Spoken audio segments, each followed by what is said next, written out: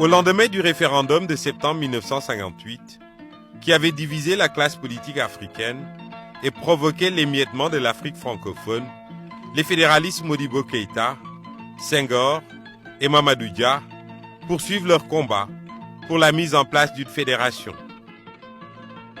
Les 29 et 30 décembre 1958, Modibo Keïta, inspirateur du projet, reçoit à Bamako les représentants du Sénégal, du Dahomey et de la Haute-Volta pour jeter les bases d'une unité africaine. 2 semaines plus tard, les délégués des 4 territoires autonomes se retrouvent à Dakar pour tenir l'Assemblée constituante de la Fédération du Mali.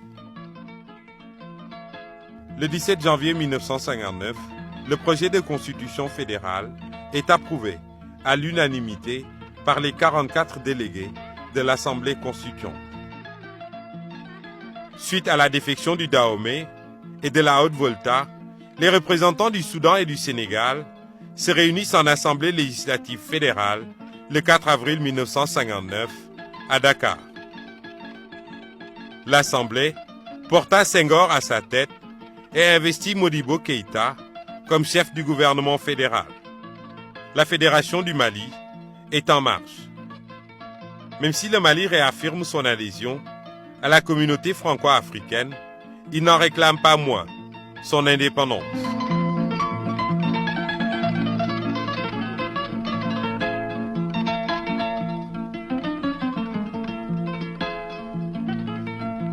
Lors du conseil exécutif de la communauté à Saint-Louis, en décembre 1959, le Mali renouvelle cette demande.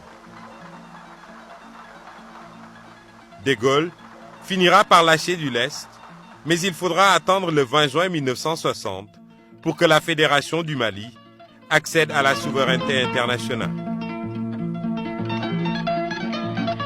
2 mois plus tard, le rêve panafricaniste qu'entendait incarner le Mali va s'évanouir dans la nuit du 19 au 20 août 1960. Pour beaucoup d'observateurs, cet éclatement de la fédération serait essentiellement lié à des querelles de personnes. S'il est vrai que l'antagonisme entre Senghor et Modibo Keïta ne faisait aucun doute, il n'en demeure pas moins que d'autres facteurs ont pesé dans la balance pour provoquer l'éclatement de la Fédération du Mali. Entre autres, la différence de conception de l'expérience fédérale entre Soudanais et Sénégalais, ou encore les vives controverses à propos du choix du futur président de la Fédération. En fait, c'est la nomination du chef d'état-major de l'armée à la fin juillet 1960 qui va mettre le feu aux poudres. Le 30 juillet, le Conseil fédéral des ministres nomme le colonel Soumaré, un Sénégalais aux attaches soudanaises, au poste de chef d'état-major. Mamadou Dia, ministre de la Défense, dont le choix portait sur le colonel Fall, refuse alors de contresigner le décret de nomination comme l'exige la Constitution fédérale. Dia entendait ainsi protester contre ce qu'il percevait comme un empiètement sur ses prérogatives.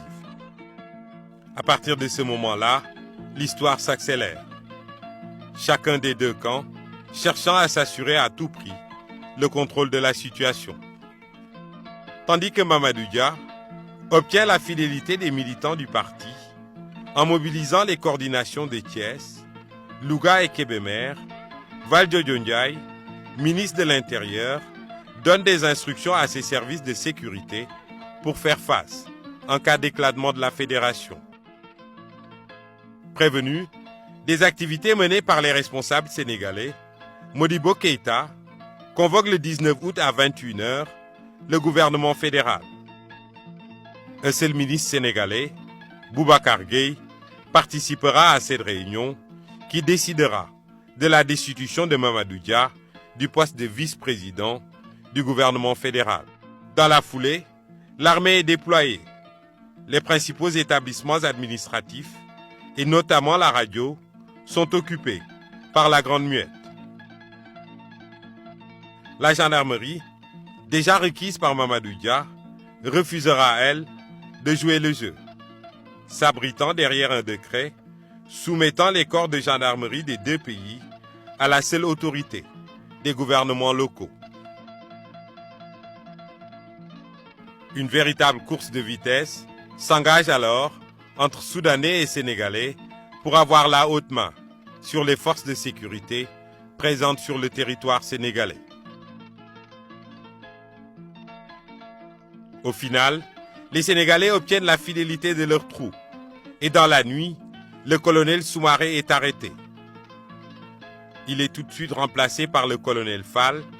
Dans le même temps, affluent vers Dakar, de tous les coins du pays, des militants de l'Union progressiste sénégalaise, UPS. Mamadou Dia et Senghor se succèdent sur les ondes de Radio Sénégal pour accuser Modibo Keïta de vouloir coloniser le Sénégal.